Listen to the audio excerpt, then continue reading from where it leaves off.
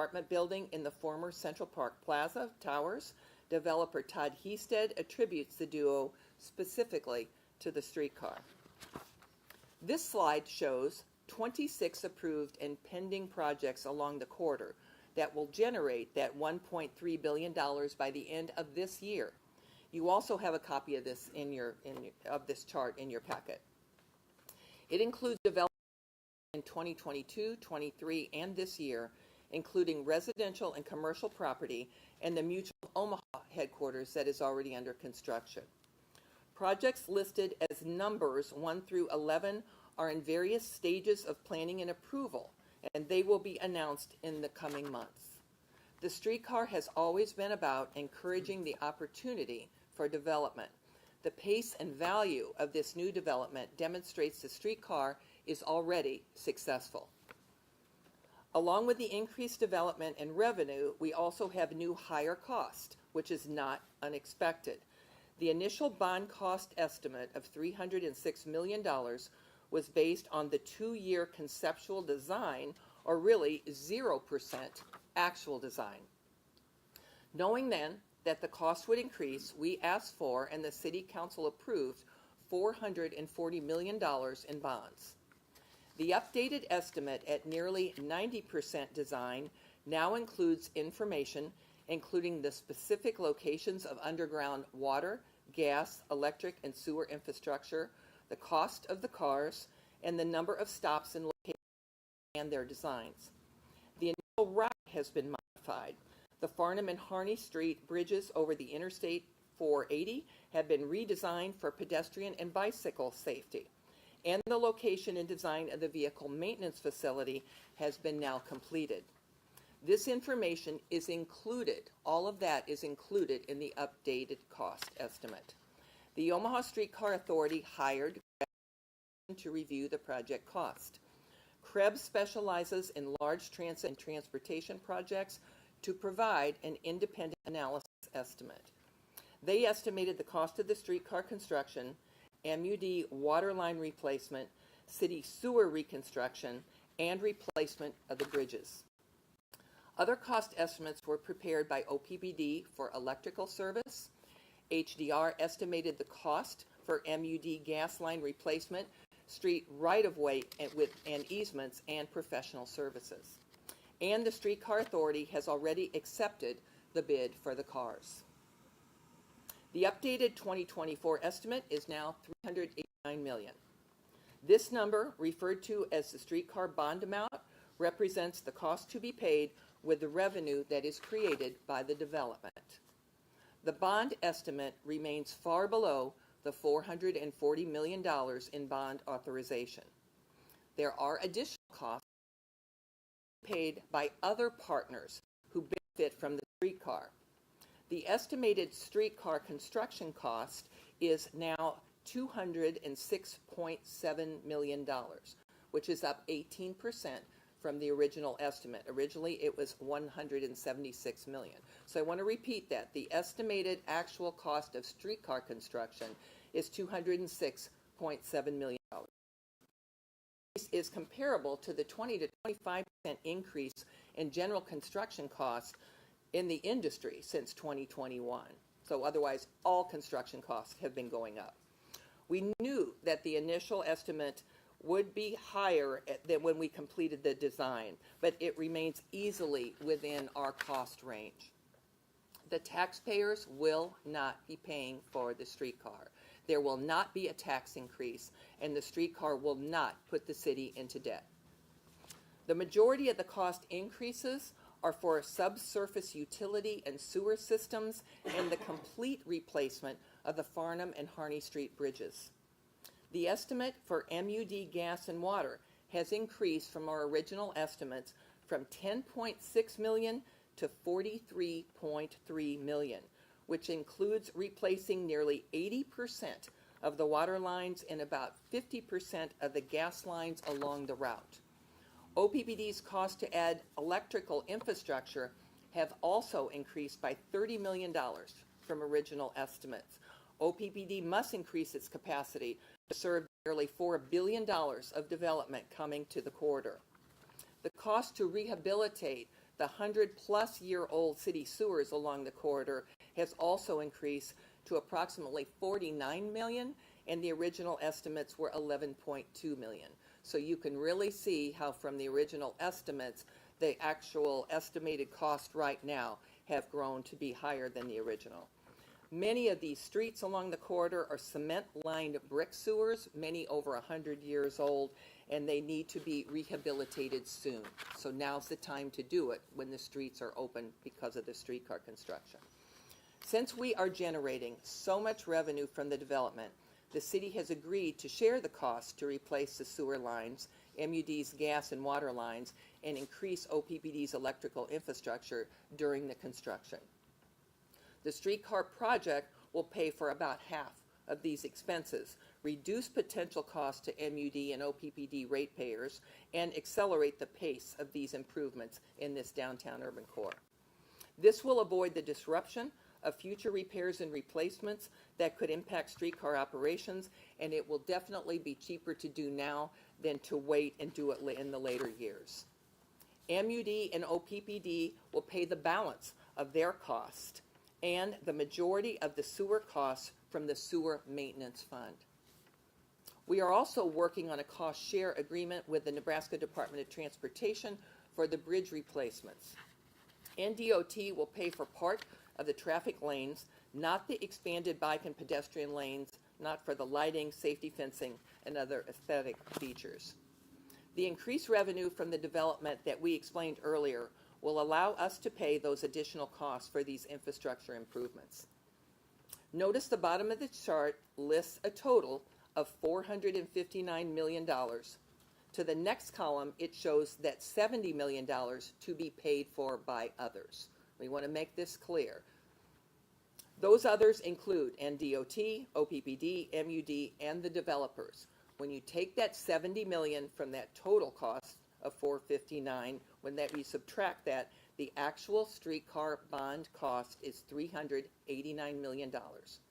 Far below, once again, the $440 million in bond authorization that is already approved by the City Council.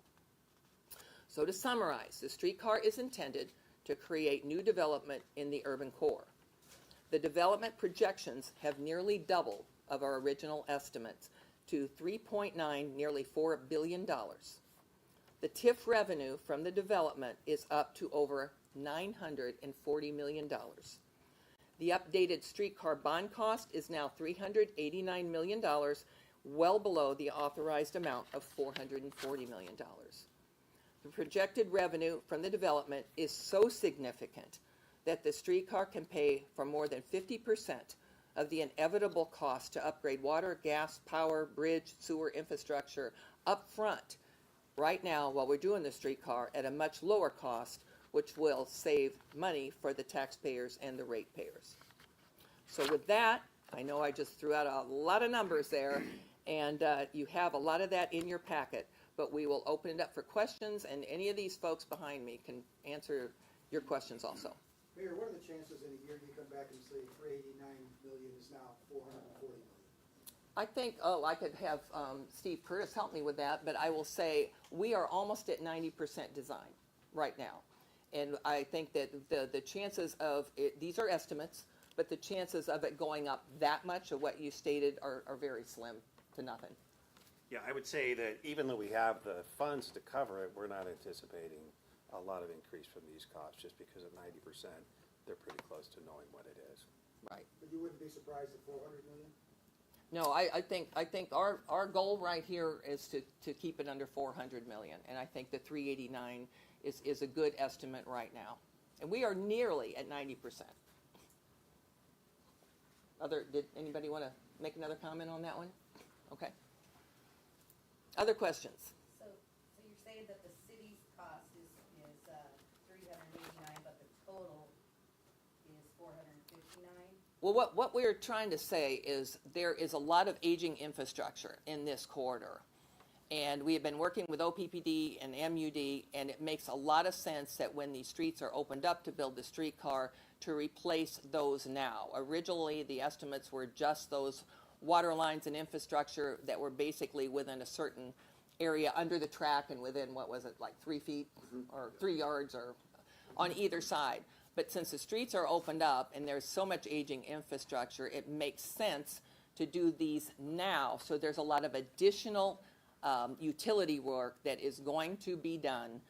If we do it now and can pay for it this way with a cost sharing, it makes a lot of sense. Otherwise, if OPPD and MUD would do it at a later time, which is inevitable, they'll have to do it. They're having breaks quite often. You know, they just had one recently. Then that cost would be passed on to the ratepayers. So it just makes a lot of sense to get these things done at this point in time. Steve Jensen, do you want to add? Because Steve and I are the ones that are out there on the road doing the streetcar presentation, and we kind of team together answering these things. Do you have anything to add to that, why it's so important to get these other infrastructure projects done now?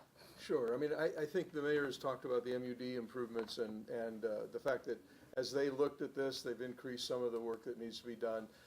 But again, it is a matter of trying to get ahead of these issues, get them out of the way, so we don't have to come back and do it later. One of the key things, I think, is with regard to OPPD.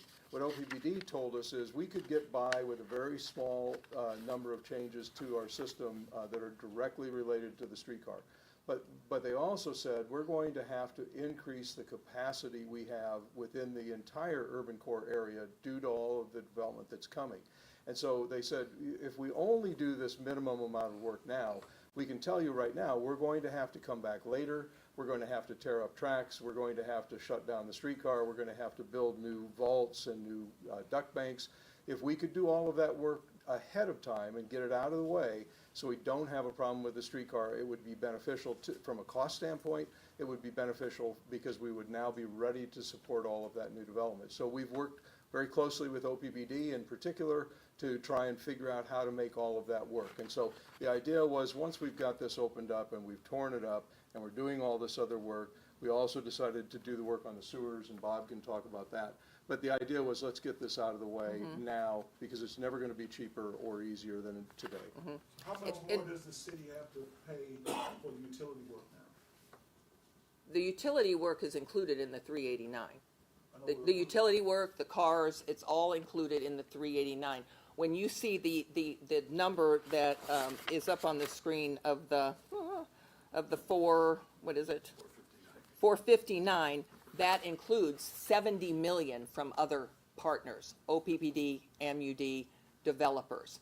So we wanted to say that the total project with all this other additional work is that higher number, but the streetcar number is 389. That's what we're saying. The other $70 million does not come from the city. It comes from other partners. We have been negotiating or talking back and forth with MUD about picking up the tab. And I'm just asking how much more are we paying now than those original numbers? Oh, I mentioned that before.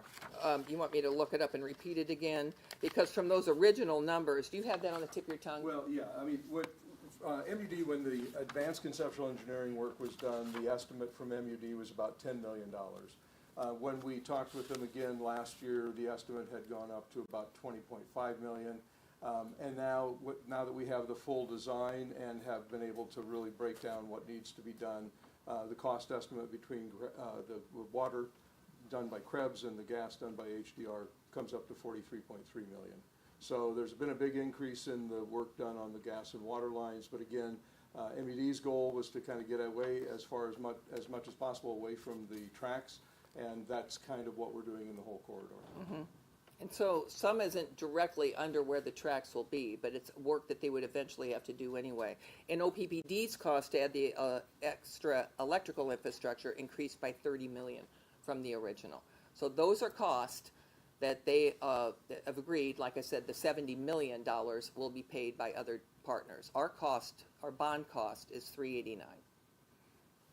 What other partners will pay the? OPPD, MUD, the developers, and the DOT. And DOT. Because they will be paying for the bridges, the Harney Street and the Farnham Street bridges. But like I said just earlier, they won't be paying for, say, the bike lanes, the fences, the other aesthetic things that we are doing for it, the lighting, safety fencing.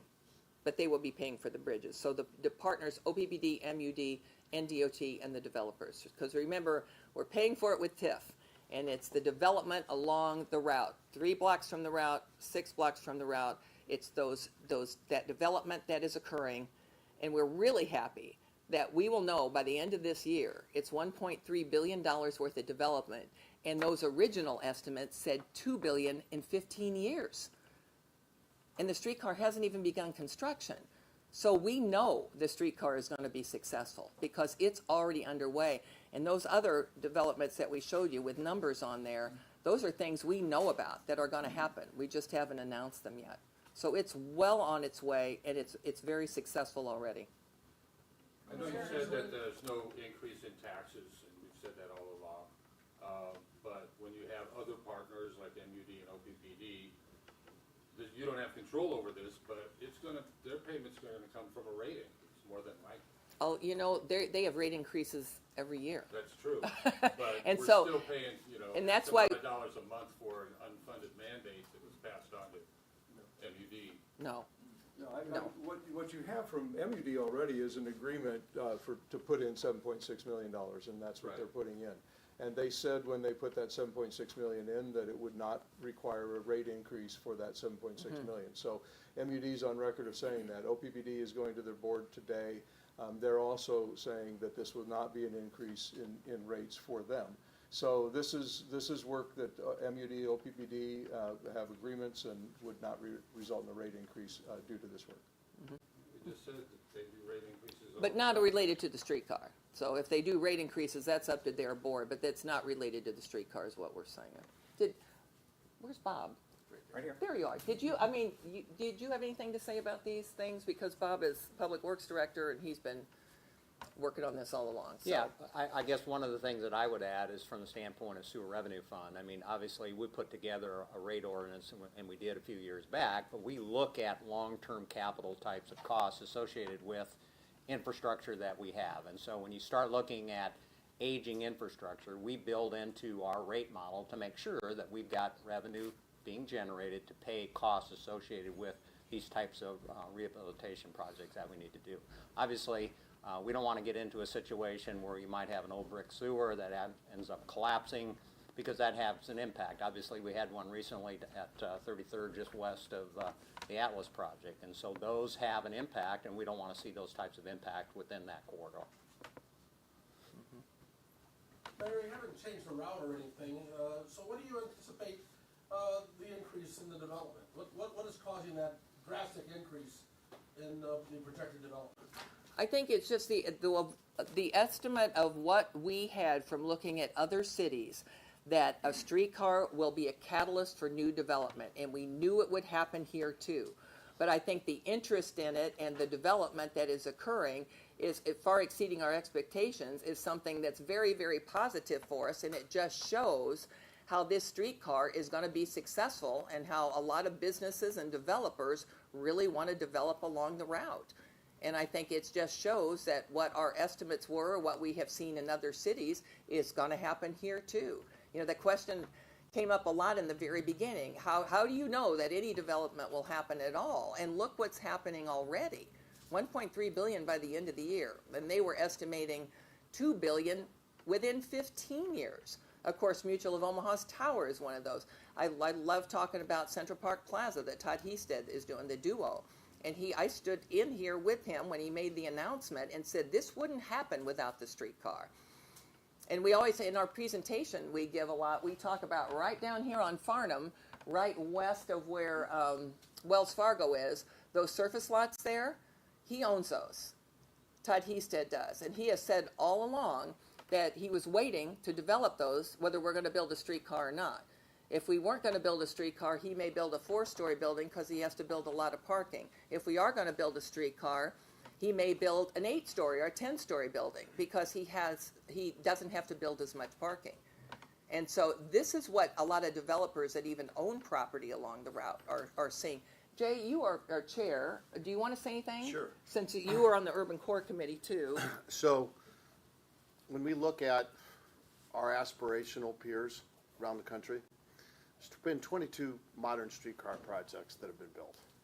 And there's a lot of great outcomes in all of those communities. When these streetcar projects are put together, the development community doesn't need to build as much parking.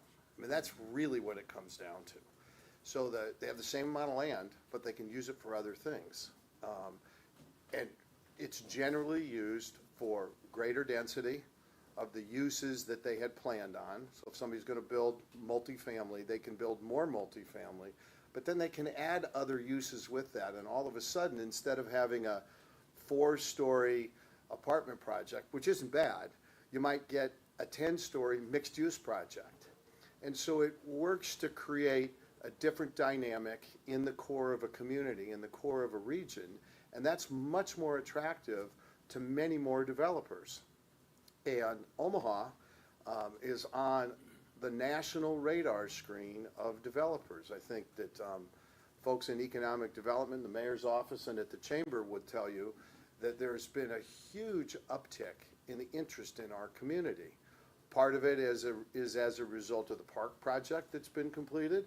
Part of it is as a result of the great media attention we get when things like the College World Series are here. And part of it is because of the forthcoming streetcar project. And all of a sudden, we have a community that is competing with much bigger cities for talent, for jobs, and the developers will follow suit. So it works. It really does. So this is very basic. I want to make sure I understand. The original cost estimate was $306 million. Now it's $459. No, no, Okay, what's want me the to take- ACE? no, that's It not says correct. 306. So remember, part of what you're comparing back to, and it kind of harkens back to Tom's question a little bit, is you're comparing to what was, by design, an extremely conservative estimate. Right. So when MuniCap came, they were tasked with be as conservative as you can be. And so they would look out a few years and we would say, we're pretty sure this project's gonna happen. And they would say, well, we don't really see that, so we can't put that in. So now we're taking that model and comparing it to what we actually see occurring, and we're not surprised it's faster. I mean, obviously the streetcar's been, from the development standpoint, very well accepted. But it's driving these much larger numbers that we assumed all along would be there, partly because the number in the MuniCap model was lower than the annual number we've been seeing in the core already. So it gave us pretty good confidence that even without the streetcar, that was growing well, and then the streetcar just accelerated it quite a bit, which is what we're seeing now. So what is the 306 here that's down as the total? Yeah, I think maybe one thing to be clear on, with the 306, the 306, again, back to the advanced conceptual engineering number, was a cost estimate based on just mainly the streetcar. We had some information, as I mentioned a minute ago. MUD said they thought maybe there'd be $10 million worth of subsurface work that they would have to do, but we didn't have a lot of information, particularly about what was underneath the paving and what we would have to do there.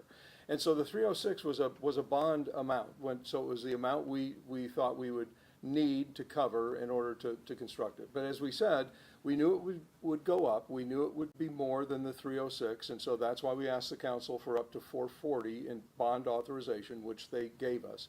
Now, the 389, once we had a chance to look underneath the paving and really think it through and talk to OPPD and MUD, look at the sewers, talk to NDOT, what we found was that there's about $144 million worth of work to be done, really, and in terms of basic infrastructure, kind of somewhat unrelated to the streetcar, but related in the sense that the streetcar is in that corridor. And so as we worked with MUD and OPPD and NDOT and so forth, we found the cooperation for coming up with $70 million in other funding sources that would help us do that $144 million worth of work right up front, get it out of the way. It will never be cheaper. So we decided, let's just work together and get it done. And so that's really the biggest driver in this cost increase. As the mayor said, the cost increase on the work on the streetcar itself is really pretty small, about 18%. But keep in mind, they're paying for a lot of that. They're Well, paying they- $70 million. That's another question I wanted to ask about. When you say they, so there's this column that says paid by others. Right. Correct. OPPD, MUD, NDOT, and the developers. Right. And so, except for NDOT, that money's all coming from Omahans, right? I mean, others are Yes, the other same people sources. that pay city taxes, right? We're just paying MUD. But it was work they were intending to do Anyway, it's work they need to do anyway. It may have already been included in their rate Right, estimates. Is Right. it work they would have done without the streetcar? Yes. Much of eventually, it, yes. Well, sooner than later, not 5 years down the way, Cindy. I mean, it's 120-year-old sewers down here that are having a lot of issues, so they need to be redone. And they need to be redone sooner than later. I just I'm wanted to following Thank you, you. but I'm listening to Chris Chris right on now. the numbers Okay. over there. Let Chris finish. Jeez, you brought me into it. Uh-huh.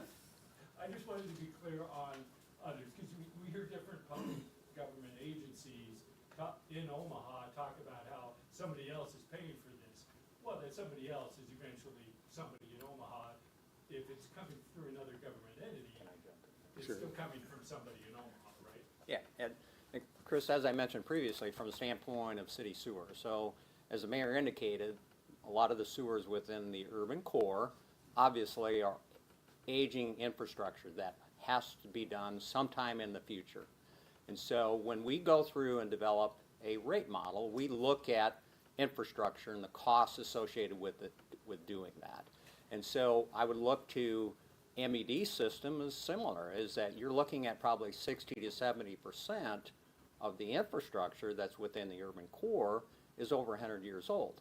And if you look at your bill, you will see an infrastructure replacement charge on your bill. And so MED continues to collect that with the intent that sometime in the future that they will end up replacing aging infrastructure. This project provides an opportunity for city sewer, MUD, OPPD, all of those agencies to work together when the streets are removed, essentially, to allow for their infrastructure to be done at the same time. So that's the coordination that takes place. It's not uncommon. Anytime Public Works does any type of a project, whether it's a street project, sewer project, bridge project, or whatever, we're always coordinating with the utility companies to make sure if they have something that needs to be done, they can do their work in concert with the larger project. Because it's beneficial to the ratepayers to make sure that they get that work done in concert with a larger project, because then they don't have to bear 100% of the costs associated with that. And it doesn't make sense for us to tear the streets up, rehabilitate them, put them back together, and then have within a year or 2 or 3 or 4, MUD or OPPD need to come in and tear the streets up again at a higher cost, because we know those costs of construction are going up rapidly. So are you replacing more sewers than you thought you were originally Yes. going to? Yes. Well, again, we have sewers that are old, they're brick sewers, and so we're taking an opportunity to actually go in and structurally rehab those particular sewers with this project, because again, you're removing concrete that would eventually have to be done sometime in the future anyway. We're taking advantage of that opportunity now. And where are those sewers? Once again, it's within that corridor that the streetcar will be. And so, for example, Turner Boulevard, you could have sewers that along the alignment of Farnham Street and Harney Street. Will people have fewer sewer backups? No, well, again, we won't have streets that will be collapsing with a sinkhole. That's the intent. They have breaks a lot. I mean, I think it's just important to know that, you know, the city council approved the $440 million. The updated streetcar bond cost is $389. The revenue has been updated of what will be generated along the streetcar corridor is $940 million. So that's important to remember. There's more than enough revenue coming in to pay off the bonds that we issue, the 389, for us to build the streetcar. And like I said, all the other things that are included in there, the utilities, the cars, the vehicle maintenance facility, the stops, all of those are included. And remember, we did alter the route too. The route now stops at 39th Street. Originally it was going to go to 42nd Street, but the Med Center is very interested and working right now on bringing the streetcar into their campus. So we stopped it there to let them decide how they want to continue the route. We already have the mayor of Council Bluffs saying, I want it over there too. Let's build a bridge over the Missouri River. And we say, fine, but that's your, you know, if you want to do that, that's fine. But I know you all know that we already applied for a grant also to study bringing the streetcar up north to maybe North Omaha or maybe even onto the airport. So we have already done that, and that's why we changed the end terminus, the east terminus, to 10th and Capitol, rather than bringing it in front of the Arena Convention Center, because it would be easier to take it up north. So we're already looking at extensions. Now, our neighbor in Kansas City, they have a very successful streetcar, and they are also already planning, and I think it might be under construction, to extend it into Country Club Plaza there. Mayor, as you know, Senator McDonald has said, put this streetcar to a vote of the people. You've said no. Is that because you're concerned that the vote of the people would say, we don't want the streetcar? No. I have said repeatedly and consistently since the beginning of us starting to talk about this that it does not need to go on a ballot for a vote.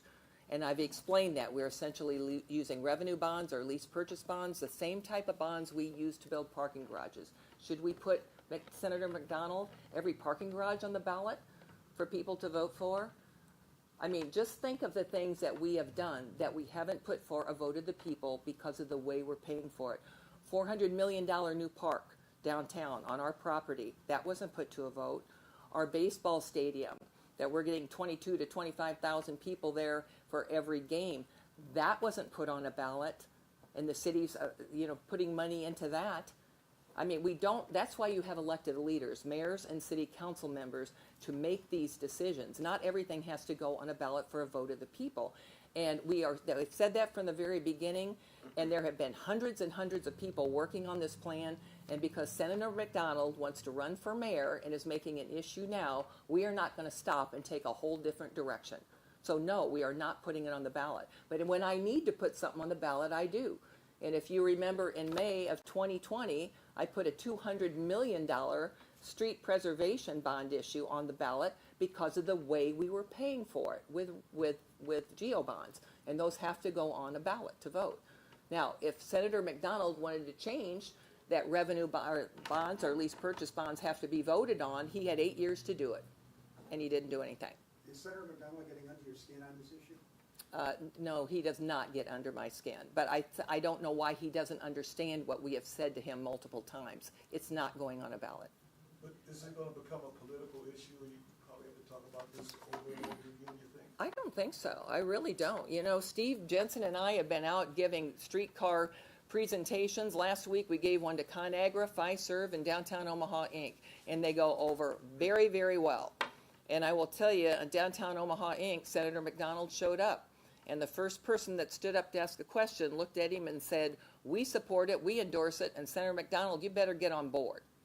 That's what the first comment was at Downtown Omaha Inc. So I'm not going to make this a political issue. 2 questions. Did you say when bridge construction is expected to start downtown? I did not, but Bob could. Yeah, so currently, right now, with our team that we put together, there's a number of projects that will be going out to bid.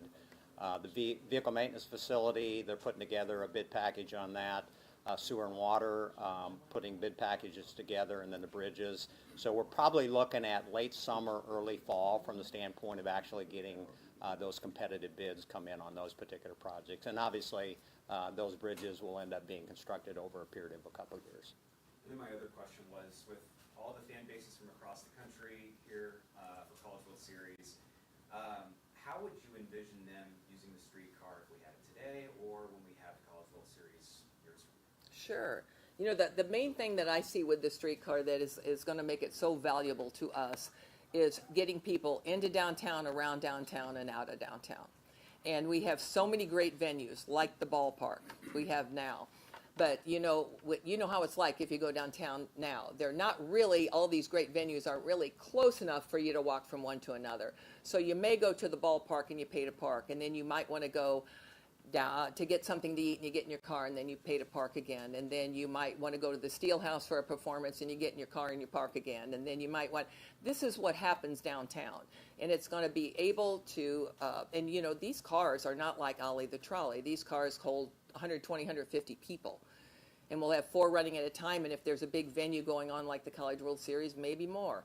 But they'll be able to move people around without having to get on their car. And in their car, Steve and I have said this many times, and we do it in every presentation that we have. And what we're looking at also is the downtown development. We talked about the 30,000 new jobs. And what we have now downtown is about half of the space in the urban core downtown is dedicated now to parking. Half. And at any given time, half is empty. So we are trading parking right now for jobs and for development. And that's what we are really focused on. And so if we can get people in and around downtown and build up and get more development down there, that is our goal, and that's what we want people to see. And I will tell you, I've talked to dozens of people since the College World Series had started, and they are thrilled with what downtown looks like right now. You know, the Heartland America Park and Lewis and Clark Landing was not open last year. It opened August 18th. Only the Jean Leahy Mall was open. And now there's just a whole new venue. Even people from the NCAA tell me, we get out every morning and run that park and how amazing it is. And so they are more and more happy with what they see in the development of downtown. I talked to Dennis Pope, who used to run the College World Series, just the other night. And he was saying, I can't believe all that's going on around this ballpark. And it was a little stagnant for a while when the park first opened in 2011. And so now, he said this development around here is just amazing. Do you feel like there's a disconnect with people who live here, but living out west or just aren't around downtown as much? Well, I hope not. You know, I hear people say, you know, if I live out west, I may never use the streetcar. Well, but you will if you come downtown. I can almost guarantee it, because you know it's free.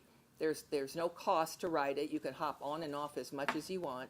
So somebody like me, I live in Millard, I could bring my car down, I could park at Midtown, because we will buy and own and operate the 3 garages at Midtown, park my car right there. I could do whatever I want all evening long using the streetcar, and then go back and get my car and go back. And so it's a big advantage for anybody that's going to come to our downtown area.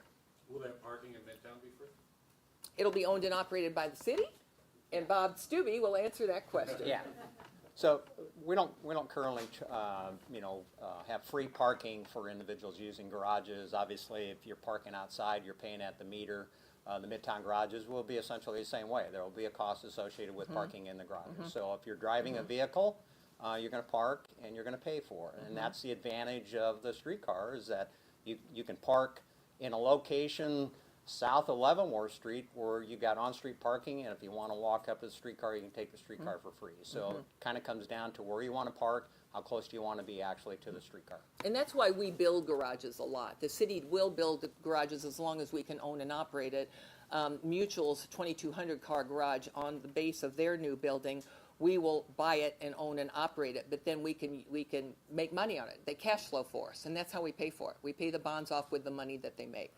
And there's hardly any downtown anywhere that you want free parking, because you have a lot of people working downtown, and you know, if you don't charge something, then those that are working down there all day long are going to park in the free areas, and they might walk blocks and blocks and blocks. So you can't really do that. You have to manage the parking downtown, and that's what Public Works is so good at doing. What's the time frame for construction to begin above ground on the streetcar? Oh, well, shoot, we don't have that slide here, but Steve and I have a slide of where we're at now in design. We are almost at 90% design, so go ahead. Yeah. So as I mentioned previously, there's going to be a lot of underground activity going on. Above ground will be the bridges, the VMF will take place. As far as the streetcar, the rails, most likely it'll be summer, fall of next year that we'll get started on that. And the cars are, the Streetcar Authority has approved the purchase of the cars. We got a real good bid on them. So we will be purchasing the 6 cars, moving ahead with that too. These other 11 projects on here, I know the other ones are mostly apartments or housing. Can you give us an idea of what types of development? Not yet, but we will. I mean, we're working with the developers on it. We know that they are going to happen at an approximate value. Along with that is Mutual of Omaha's old site at Midtown. There's going to be some pretty exciting things that will happen there too. So when they are ready to announce it, I'll be with them to announce it. But those are all in the planning stages, and so I think you're going to hear about all of them really soon. Other questions? I have a question maybe for Steve. If we've been talking about 306. 2 Steves. Which Steve? There's 2 Steves. Yes, and whoever's most familiar with the numbers. Whichever Steve will take it. He's Just the, want to say, we have 306 was the original, you said, right? And and that is now Concept. 389. That was the Yeah. original concept with no design. Right. Okay, so we have now the 459, what was the original, what's the counterpart? Would it be helpful if we went through this line by line? I mean, Quickly. I'm a little bit confused on the same. We'll be wavelength happy as to. Chris, that you have the 459, but we don't know what the original number was, maybe. Well, I think, sure, I mean, one of the reasons we don't have a comparable number to the 459 is because we didn't know what MUD, OPPD, and so forth, what the sewers look Sewers. like. We've spent a lot of time doing potholing, I don't know how many 1,000+ potholes to figure out exactly where all the utilities are located and verify that, which has then allowed MUD and OPPD and the city to do the planning and for HER to design the system. So at that time, we didn't know. And so we asked MUD what they thought. They said 10 million. But again, that was just an estimate on their part. Now they know specifically what they have, where it's located, exactly what needs to be done, and that's why theirs has gone up to 43.3 million. Now, their commitment is still 7.6 million, which is what they agreed to in the term sheet with the city about a year or so ago. And they're still at that 7.6 million, and in that term sheet, they said it would not cause a rate increase. As I said with OPPD, a little different story. In their case, not much infrastructure needed to move specifically for the streetcar, but what they said was, we're going to have to upgrade our infrastructure in the entire urban core because it's not capable of handling all of the development that's coming. So in their case, they said, we could wait. We could do a little bit of work now, we could come back later, but we really think it makes sense to get this work done now, get it out of the way while everything is torn up, and then we're prepared for this future expansion and increase in development. So in their case, if you go to the line for OPPD, the 31 million, initially their number was pretty small because they didn't think there would be much that needed to be done. But with this new look at that, what they've said is, we'll put about 12 million in. We've said the streetcar will put about 14 million in. The developers will repay about 5 million, so it's on top of the 12. That's where the 17 comes from. And so that's kind of where we've worked it out with OPPD. Like I said, they're going to be advising their board about it today. But they're also going to do additional work beyond what was needed for the streetcar. They have overhead lines in some areas that they want to put underground. So that's a choice on their part. Doesn't have anything to do with the streetcar, but it's in that 70 million number because they're choosing to do that work now and get it out of the way while everything's torn up. So each of those lines has really resulted from a bigger look at it. And as Bob said with regard to the sewers, while you've got everything torn up, we know we're going to have to do this work later. The idea was, let's just speed it up, get it all done now. So that's kind of why the number has changed so significantly. And it's also why those other entities have put money into the project. So Steve, when you go on your trips and talk with constituents or whoever, what's the amount that you use for the streetcar cost? What we have been telling them in the process of those presentations is that the original estimate was 306. We knew it would go up. That's why we asked for an authorization of 440. And we told them that we would give them a number when we had that number. And so that's And today. you're using which number? So that's today, yeah. So We're announcing this today. The 389. This is the first time. I And so we said it was understand. gonna cost more, and now we will update it, and we will use these numbers. 389. Yeah, 389. so we'll tell them 389. Right. Thank you. Yeah. Okay. Yeah. And then the rest you say is stuff that would have needed to be done in the future, but you're saying it is not related to the streetcar, just so I know. Well, what some language of you're it is using? and some of it is not. Like I said, for OPPD, the overhead lines, putting those underground, that's not necessary because of the streetcar, it's a choice on their part. So, and some of the work like the NDOT, the bridges, NDOT had scheduled to change, to update all those bridges in the future. This speeds that up. And so, like I said, we're kind of trying to take advantage of the project and being able to speed up work that would be done later, but at a higher cost. You know, you remember OPPD has already said in the next 10 years they need to double their capacity because of everything going on in this area. So, I mean, they're talking about the new servers way out west. They're talking about the need all over, that they're going to need to double their capacity. So that need for OPPD is not just because of the streetcar. It's and some of it down here is because of the of course, of the new development too, because they will all require power. So in that paid for others category, there's 38.8 million by city sewers. Yeah, explain that. What's that? Okay. So, I think I mentioned this already, Chris, and so there are sewers in the ground, old brick sewers, Right. okay? And they're aged, and so the potential is that we are looking at structurally enhancing those sewers so they will not collapse in the future.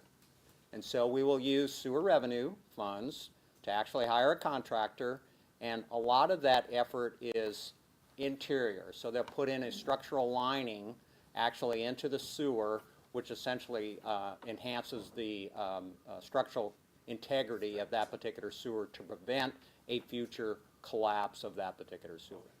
And So so 38.8 million is that sewer revenue? that would be sewer revenue. So it would be a sewer maintenance cost, which would be a sewer revenue expense.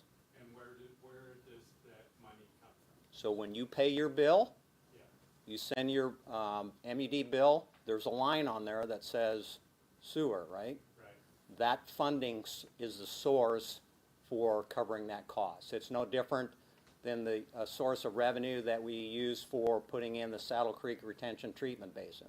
It's no different than the revenue that we use down at our treatment facilities to make those improvements at that location. It's no different than when we do a combined sewer overflow project.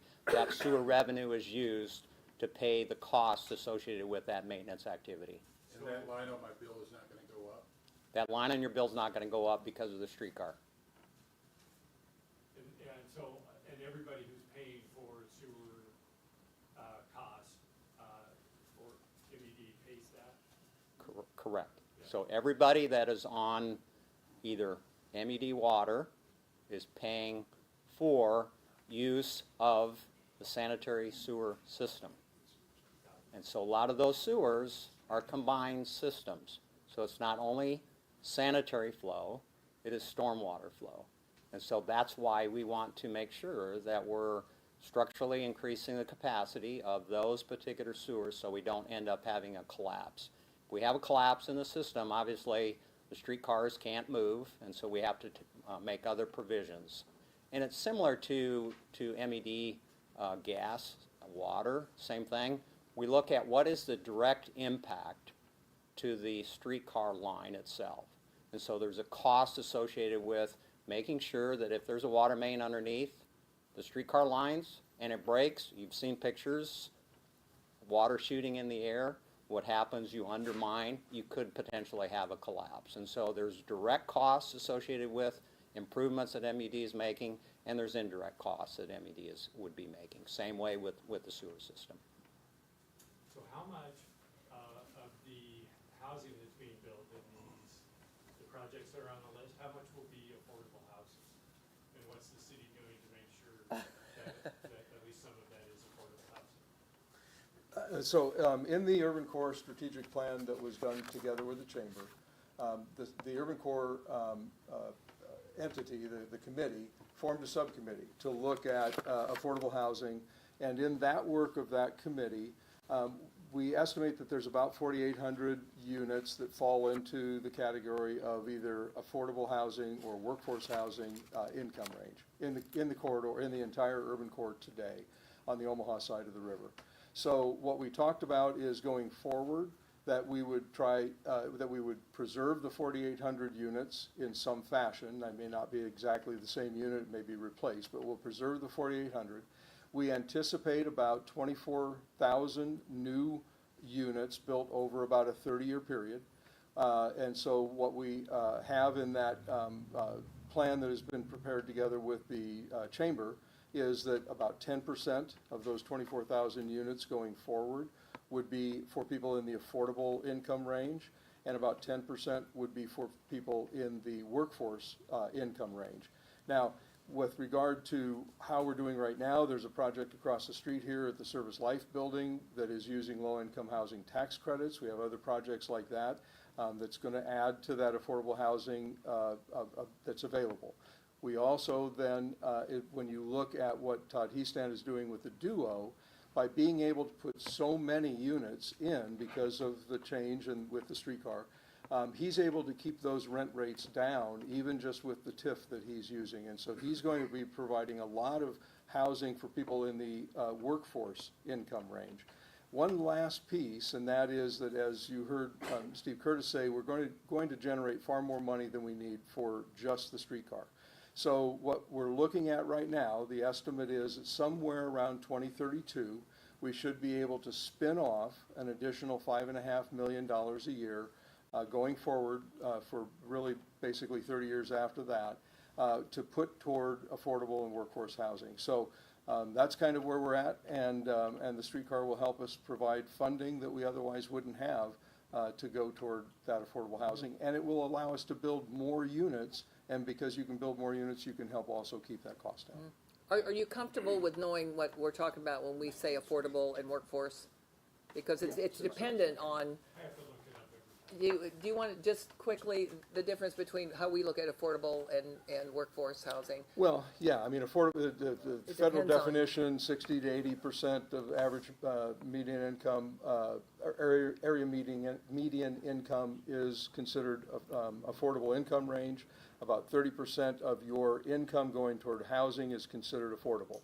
So you can do the math.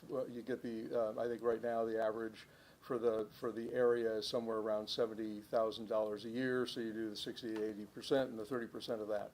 You do for the workforce housing, it's 80 to 120%, and so you go through the math and calculate that.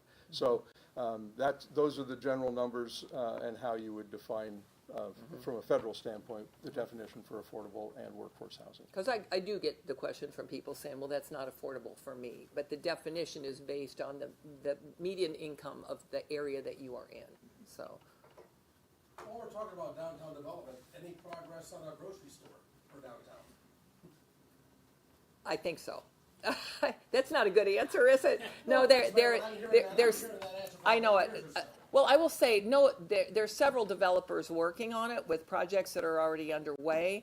But, you know, the deal is not done yet, and they're very close, so I'm not going to be the one to say, yes, I think there might be this at this site. So I will wait until those developers have landed the deal, and then I'll be happy to be there with them to announce it. But that is a priority. But isn't a lot of this development as far as housing and that, isn't that sort of contingent on having amenities like a supermarket downtown?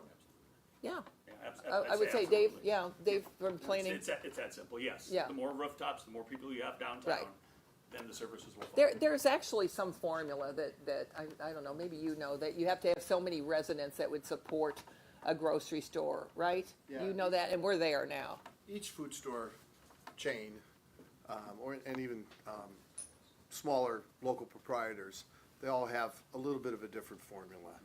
There are several projects working on food stores for downtown, and it's really in the hands of the developers. It's not in the hands of the city. What the city can do, go back to those 22 communities that have done projects, modern streetcar projects, the city can do certain things that put developers in a position to be successful in those kinds of negotiations. And the city's done their part, clearly, because there are, as I mentioned, a number of developers talking to a number of different food stores. Now, it's not likely there'll be a whole handful of food stores right away, but one or possibly two located in the right spots so that they're convenient and easy to get to is in the not terribly distant future. I'm very comfortable saying that. Any other last questions? This has been a long one, I know. All right, thank you all. Thank you very much for being here. Got it.